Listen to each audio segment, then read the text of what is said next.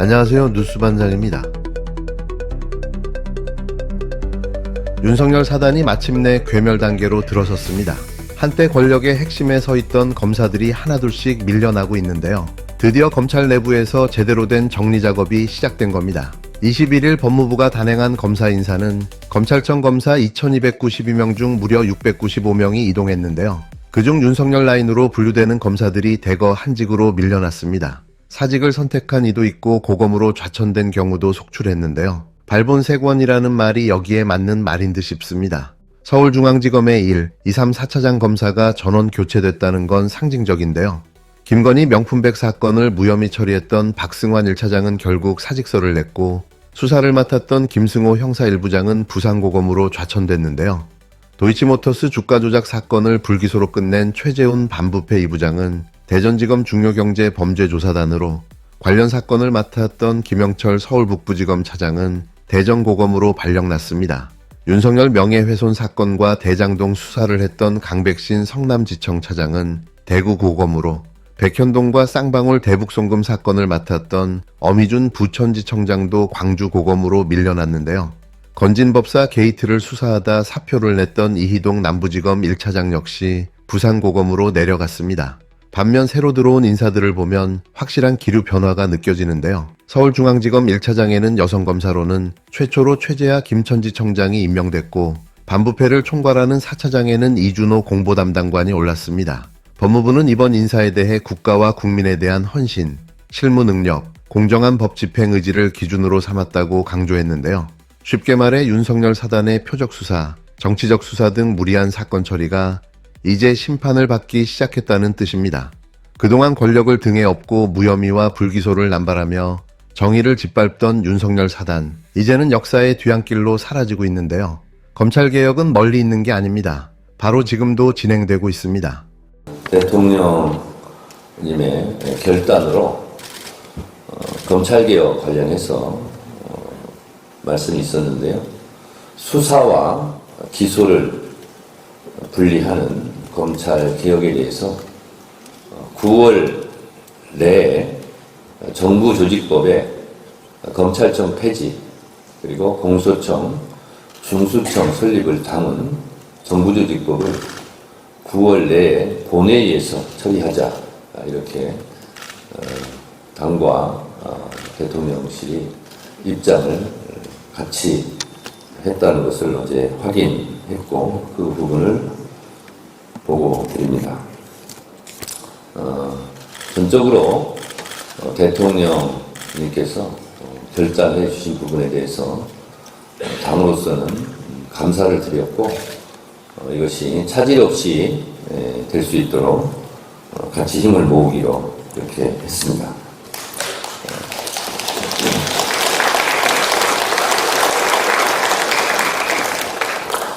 수사 기소 분리는 형사 사법 체계상 대변혁이고, 그리고 70년 넘게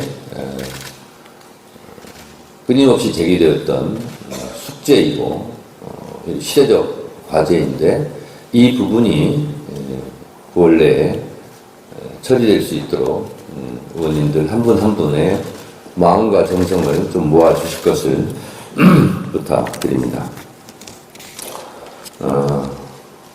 약속드린 대로 추석 귀향길 뉴스에서 검찰청은 폐지되었다, 검찰청은 역사 속으로 사라지게 됐다라는 기쁜 소식을 국민 여러분들께 전해드릴 수 있도록 당에서는 최선을 다하겠습니다. 의원님들의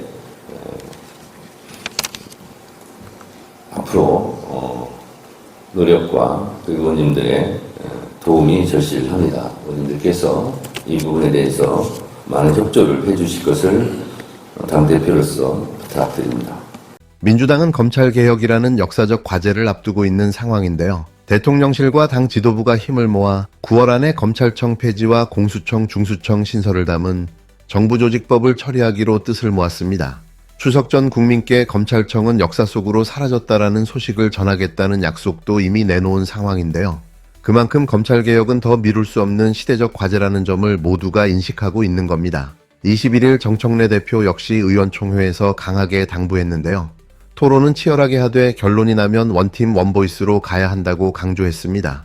지금은 내부 의견을 드러낼 때가 아니라는 점을 강조한 건데요. 대통령님의 이런 불가역적인 조치 그리고 그것에 대한 법적인 처리, 마무리 이것이 있을 때까지 앞으로 당정되는 검찰개혁뿐만 아니라 원팀, 원보이스로 단합된 모습으로 국민들께 질서 있게 안정적인 모습으로 비춰줄 수 있도록 의원님들께서 협조해 주실 것을 부탁드립니다. 토론 과정은 치열하게 하되 내린 결론은 책임지는 정부 여당으로서의 일치된 모습, 원보이스로 앞으로 그렇게 해주실 것을 다시 부탁드리고 더불어민주당은 문제를 제기하는 정당을 넘어서 책임지고 성과를 내는 그런 책임 있는 정부 여당으로서의 모습을 앞으로도 계속 보여야 되겠습니다. 그런데 문제는 민주당 원내 지도부의 일원인 문진석 의원의 돌출 발언이었습니다. 문진석 의원은 20일 MBC 라디오 김종배의 시선집중에 출연해 정청래 대표가 이야기했던 추석 전 입법 일정이 변함이 없느냐는 질문을 받고 정 대표님의 말씀은 정치적인 발언 메시지로 이해하면 좋을 것 같다고 답했는데요. 이후 이 발언이 경향신문을 비롯한 언론에 기사화됐습니다. 결국 당대표가 국민 앞에 공언한 검찰개혁 시간표를 지도부 스스로 정치적 메시지에 불과하다고 평가절하한 셈인데요. 이는 당의 공식 방침과 정면으로 배치되는 발언이자 검찰개혁의 동력을 약화시키는 내부 총질입니다. 국민 입장에서 보면 정부 여당이 검찰개혁을 둘러싸고 이견을 보이는 것처럼 비춰질 수밖에 없는데요. 국민이 바라는 건 단합된 힘이고 시대적 개혁을 밀어붙이는 결기인데 지도부가 앞장서서 흠집을 내고 있으니 기가 막힐 따름입니다. 검찰개혁은 단순한 정당의 이해관계가 아니라 대한민국 형사사법체계 70년의 적폐를 도려내는 일인데요. 이걸 앞두고 내부에서 흔들림을 보이는 건 국민에 대한 배신입니다. 추석 전에 국민께 검찰청 폐지라는 역사의 전환점을 보고드리겠다는 약속을 했는데 원내 지도부가 내부 총질을 하고 있으니 누가 책임 있는 정당이라 하겠습니까? 문진석 의원은 명심해야 합니다. 듣보잡 소리 들으면서 언론 인터뷰에 나서 국민 혼란을 키울 게 아니라 원팀 원보이스의 정신으로 개혁 완수를 위해 뛰어야 하는데요. 검찰개혁의 발목을 잡는 순간 민주당의 발목을 잡는 게 아니라 국민의 열망을 짓밟는 것이 됩니다. 지도부라면 무게감을 갖고 국민 앞에 서야 하는데요. 입으로만 책임을 말할 게 아니라 행동으로 책임을 보여야 합니다. 문진석 의원의 지금 행태는 지도부의 자격이 없는 자기 과시일 뿐인데요. 국민은 그런 정치인을 가장 먼저 심판한다는 걸 잊지 말아야 합니다. 자, 법문원도 중요하지만 상식에 어긋나는 처리도 중요하다. 반부패 법률의 정치적 악용은 그만둬야 된다. 부패 방지 분야에 한평생 바쳐온 내 과거가 다 부정당했다. 고인의 유서에 나온 얘기입니다. 국민권익위원회 김상용 국장. 당시에 유철한 국민권익위원장, 정승윤 부위원장, 박종민 부위원장 뭐라고 얘기했습니까? 이재명 대표 사건으로 부산에서 헬기 이송권 때문에 괴로워하다가 이분 극단적 선택했다고 얘기했습니다. 업무상 순직이라고 얘기했습니다. 뻔뻔하게 이 자리에 나와서 우리 상임이 나와서 거짓말했어요. 저는 지금 유철한 위원장 이 자리에 앉아있을 자격이 없고 이미 사퇴 스스로 물러났어야 되고 수사 대상이 돼야 될 사람이라고 생각을 합니다. 그럼에도 불구하고 한마디 사과 발언도 없이 오늘 이 자리에 나와 앉아있어요. 저 이분 지금 이 자리에 앉아있을 자격 없다고 생각하고요. 특검을 통해서 상설특검 통해서 수사의 대상이 되는 사람이라고 생각을 합니다. 그 이전에 우리 상임위원 정무위원회에서 청문회를 해서라도 유철한, 정승윤, 박종민 이분들의 거짓말, 고인을 죽음에 이르게 한 그 과정 철저히 밝혀야 된다고 생각합니다. 양강 판사님과 위원장님께서 청문회 개최할 수 있도록 협의해 주실 것을 요청드립니다.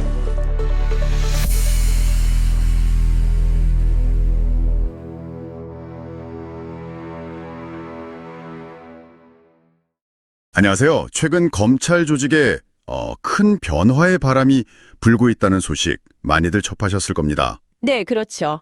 오늘 저희가 함께 깊이 들여다볼 자료는 바로 이 검찰 내부의 대규모 인사 이동, 그리고 정치권의 검찰개혁 추진 움직임에 관한 기록입니다. 뭐랄까, 소위 윤석열 사단 해체부터 검찰청 폐지 논의까지 정말 격변기라고 할 수 있겠네요. 네, 맞습니다. 오랫동안 권력의 핵심 중 하나였던 검찰 조직이 아주 근본적인 변화의 기로에 서 있다고 볼 수 있습니다. 네. 이번 분석을 통해서 단순히 사건들을 나열하는 걸 넘어서요. 이 변화들이 대체 어떤 의미를 갖는지, 또 앞으로 우리 사회의 형사 사법 시스템에 어떤 영향을 줄 수 있을지 좀 깊이 있게 짚어보려고 합니다. 좋습니다. 청취자분들께서도 이 복잡한 상황의 핵심을 파악하시는데 도움이 되었으면 하고요. 네. 그럼 바로 시작해보죠. 첫 번째로 주목할 부분은 역시 검찰 인사입니다.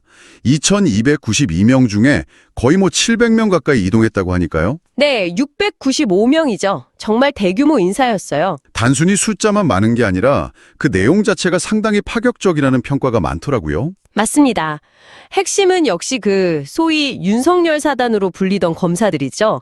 윤석열 전 검찰총장과 가까웠다고 여겨지던 이들이 대거 주요 보직에서 밀려나거나 아예 조직을 떠났다는 점입니다. 네, 그 패턴이 중요하군요. 그렇죠. 특정 인물 한 명 한 명보다는 그 흐름, 패턴을 보는 게 중요합니다. 예를 들면 그 김건희 명품백 수수 사건이나 도이치모터스 주가 조작 사건 같이요. 이전 정부 관련된 좀 민감한 사건들 있잖아요. 네네. 그런 걸 담당했던 라인이 상당수 교체되거나 아니면 흔히 말하는 좌천, 그러니까 상대적으로 좀 덜 중요하다고 여겨지는 자리로 이동했다는 겁니다. 좌천. 네. 이걸 보면 새 지휘부가 과거 수사 관행과 좀 거리를 두려는 건지 아니면 조직 장악력을 강화하려는 건지 여러 해석이 가능하겠죠. 서울중앙지검 1차장부터 4차장까지 전원 교체된 건 정말 상징적인 장면이었고요. 그 좌천이라는 표현이 주는 무게감이 상당하네요. 단순히 자리를 옮기는 게 아니라 힘이 빠지는 자리로 간다는 의미가 강하니까요. 반면에 또 새로운 인물들도 등용되지 않았습니까? 네, 맞습니다. 서울중앙지검 1차장에는 여성 최초로 최재하 김천지청장이 임명됐고요. 또 반부패 수사를 총괄하는 4차장에는 이준호 공보담당관이 임명된 점이 눈에 띕니다. 기류 변화가 느껴지는 부분이네요. 그렇죠. 법무부에서는 국가와 국민에 대한 헌신, 실무 능력, 그리고 공정한 법 집행 의지, 이걸 기준으로 삼았다고 밝혔는데요. 확실히 조직 내 기류 변화를 보여주는 대목이라고 할 수 있겠습니다. 이런 대규모 인사와 거의 동시에 더 근본적인, 그러니까 시스템 자체를 바꾸려는 논의도 아주 빠르게 진행되고 있어요. 네, 바로 그 검찰청 폐지 이야기죠. 맞습니다. 대통령실하고 더불어민주당이 9월 안에 검찰청을 아예 없애고 그 기능을 나눈 새로운 기관, 그러니까 공소청하고 중수청을 만드는 법안, 이걸 처리하기로 합의했다는 소식입니다. 심지어 추석 전에 국민께 검찰청은 역사 속으로 사라졌다, 이 소식을 전하겠다, 이런 구체적인 목표까지 나왔죠. 정말 속도전인데요? 이게 어떤 의미가 있는 건가요? 이건 정말 수사, 기소, 분리라는 우리나라 형사사법 시스템에서 70년 넘게 논의만 무성했던 그 과제에 마침표를 찍으려는 시도라고 봐야 합니다. 70년이요. 와. 네, 핵심은 간단해요. 범죄를 수사하는 기능하고 법원의 재판을 청구하는 기소 기능을 분리하겠다는 겁니다. 가침 공소청은 기소와 공소유지만 전담하고요. 중수청 같은 별도 기관이 중대범죄 수사를 맡는 그런 그림이죠. 그렇군요. 민주당 정청래 대표가 의원총회에서 토론은 치열하게 하되 결론은 원킴 원보이스로 가자, 이렇게 단합을 강조하면서 아주 강력한 추진 의지를 보이고 있습니다. 그런데 이렇게 중요한 개혁 드라이브를 거는데 좀 예상치 못한 변수가 생긴 것 같아요? 그 문진석 의원 발언 말씀이시죠? 네, 민주당 원내지도부 소속인 문진석 의원이 라디오 인터뷰에서 그 정청래 대표의 추석 전 입법 발언을 두고 약간 정치적 메시지 정도로 봐야 한다, 이런 뉘앙스로 이야기를 해서요. 이게 논란이 커지고 있더라고요. 네, 이게 왜 문제가 되냐면요. 당론으로 강력하게 추진 중인 핵심 법안 처리 시점에 대해서 그것도 지도부 내에서 다른 목소리가 나온 셈이거든요. 그렇죠. 타이밍이 좀. 그래서 일각에서는 이걸 두고 개혁 동력을 떨어뜨리는 거 아니냐, 심지어 내부 총질이다, 이런 격한 반응까지 나오고 있습니다. 70년 적폐청산이라는 이런 중대한 과제를 앞두고 지도부 안에서 이런 엇박자가 나는 모습은 국민들께 혼란을 줄 수도 있고요. 책임 있는 자세가 아니라는 지적도 나오는 것 같고요. 네, 그런 비판이 강하게 제기되고 있습니다. 자, 그리고 검찰개혁과는 좀 별개의 사안으로 보일 수도 있지만 권력기관의 책임 문제라는 점에서는 또 연결될 수도 있는 논란이 하나 더 불거졌죠. 국민권익위원회 관련 사안입니다. 선택을 한 사건 관련해서요. 유철한 위원장 등 권익위 지도부가 고인이 특정 사건, 그러니까 이재명 대표 헬기 이송건 관련 조사 때문에 괴로워하다 그런 선택을 했다. 이런 취지로 언급을 했어요. 네, 그랬죠. 근데 이게 사실과 다르다. 이런 주장이 유족 등을 통해서 제기되면서 파장이 커지고 있는 겁니다.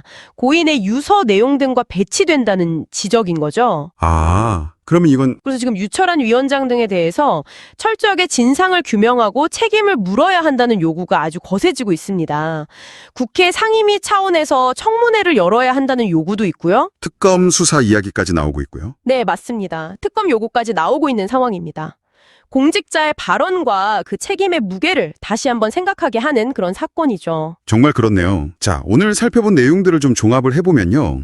현재 크게 두 가지 흐름이 교차하고 있는 것 같습니다. 네. 하나는 검찰 내부의 권력지형 재편, 그러니까 윤석열 사단의 퇴조와 새로운 지휘부의 등장. 이게 하나고요. 그렇죠. 인사 문제. 다른 하나는 검찰청 폐지와 수사, 기소, 분리라는 제도 자체의 근본적인 병화 시도, 이렇게 볼 수 있겠네요. 네, 정확합니다. 하지만 이 거대한 변화의 과정이 뭐랄까 순탄하게만 흘러가는 것 같진 않습니다. 지금 보셨듯이 개혁을 주도하는 여당 내에서조차 이견이 노출되고 있고요. 네, 그 점이 좀 우려스럽죠. 또 다른 한편에서는 권익위 사례처럼 과거 권력기관의 문제에 대한 책임 규명 요구 역시 여전히 중요한 현안으로 남아있다는 걸 보여줍니다. 이 모든 격동적인 움직임들이 과연 어떤 결과를 낳게 될까요?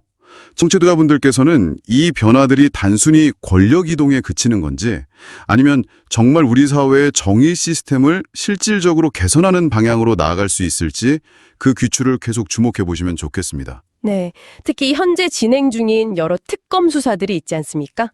이른바 3대 특검 같은 것들이요. 아, 네. 이런 특검 수사들과 맞물려서 이 검찰 내부의 변화나 개혁 논의들이 또 어떻게 전개될지 함께 지켜보는 것도 아주 중요한 관전 포인트가 될 것 같습니다.